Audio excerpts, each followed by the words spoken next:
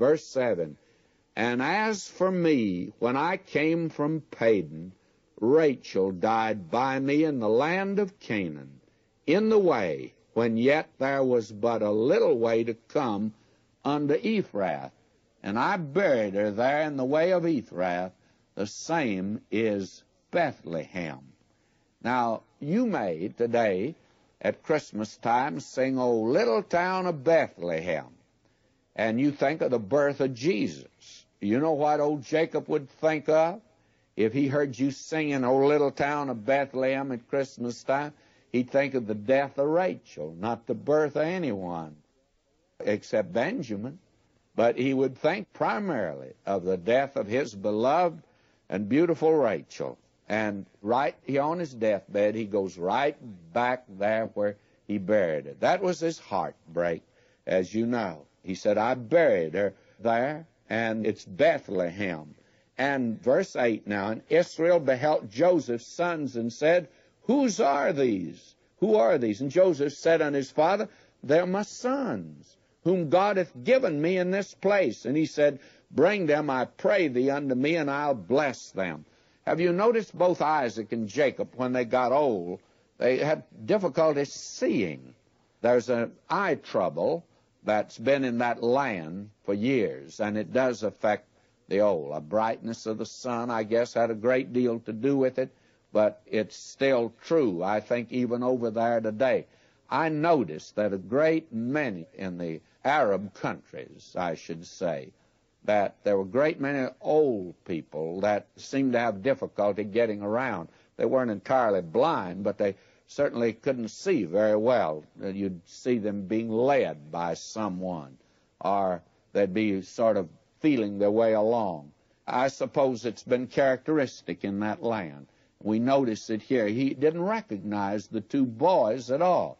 Verse 10, now the eyes of Israel were dim for age, so that he could not see. And he brought them near unto him, and he kissed them and embraced them. And the fellows are a little embarrassed by their grandfather showing such affection for them. And I read, and Joseph brought them out from between his knees, and he bowed himself with his face to the earth. You see, they tried to get away from him when he lavished his affection upon these boys, and he reaches out for them and finally finds them. And Joseph took them both, Ephraim in his right hand, toward Israel's left hand, and Manasseh in his left hand toward Israel's right hand, and brought them near unto him. Now he's doing that they might be blessed, and the right hand would be the one that would have priority.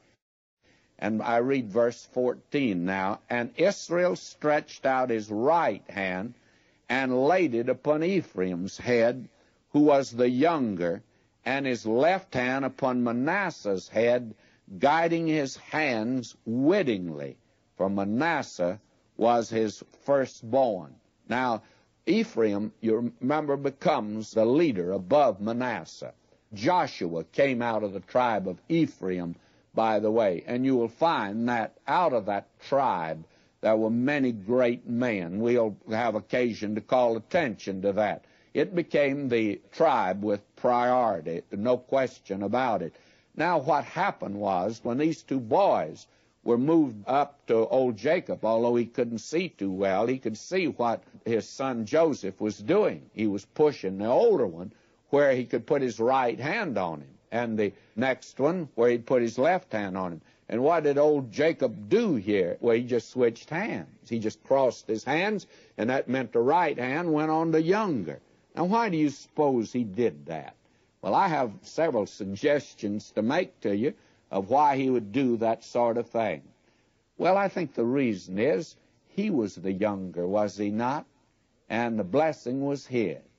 And so he passes the blessing on to the younger here. You find this running all the way through. In the choice, for instance, of a king for Israel, God never did choose old Saul. That was the people's choice. They voted for him. And people get what they vote for, of course, and they got Saul. But God's choice was David, and David was not the oldest son of Jesse at all. He was the youngest one.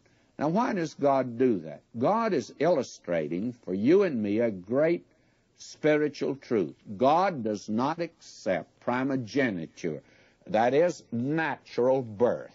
Never will he accept it. There must be the new birth. Therefore, God does not pay attention to what we'd pay attention to. We'd say, well, he's the oldest boy. He has the responsibility. We can depend on the oldest boy. Well, the oldest boy is not the one God always chooses. That is, he doesn't choose the natural man, and he chooses no man because of his natural ability. Oh, that's a truth that we need to learn today. We feel like, now don't misunderstand, God can use talent, but you better be dead sure it's dedicated to him, because if it took talent to bring revival, we'd have had revival in Southern California years ago. We have got Christian talent that's running out our ears out here, but we don't have revival, and you know why? It's not dedicated to him. I tell you, my friend, it has to be yielded to him, to be used of him.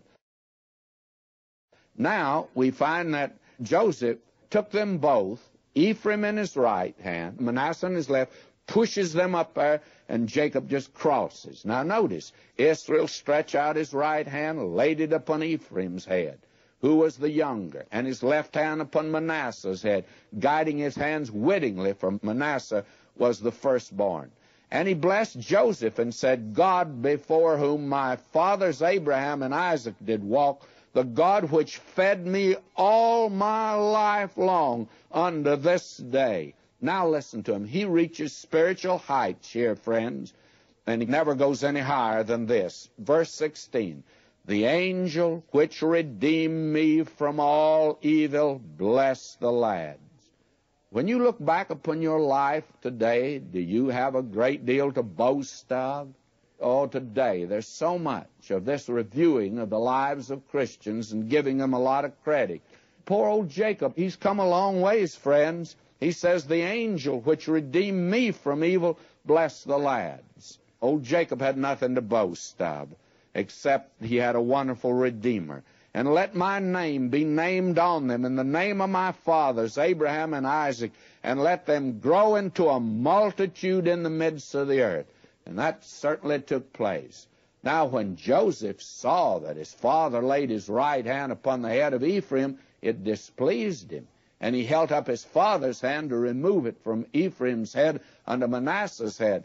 And Joseph said unto his father, not so, my father, for this is the firstborn. Put thy right hand upon his head. Listen to this. And his father refused and said, I know it, my son, I know it. He also shall become a people, and he also shall be great, but truly his younger brother shall be greater than he, and his seed shall become a multitude of nations. That's important to see, and Joseph better accept it because he's not the oldest. He happens to be one of the youngest sons, and the blessing is given to him. Now notice verse 20, he blessed them that day, saying, in thee shall Israel bless, saying, God make thee as Ephraim and as Manasseh. And he set Ephraim before Manasseh. And Israel said unto Joseph, behold, I die, but God shall be with you, and bring you again into the land of your fathers. Notice the faith of the man, friends. This man has a wonderful faith in God. Now he says, moreover, I have given to thee one portion above thy brethren, which I took out of the hand of the Amorite with my sword and with my bow. That is, that the inheritance, he would take the place of the oldest.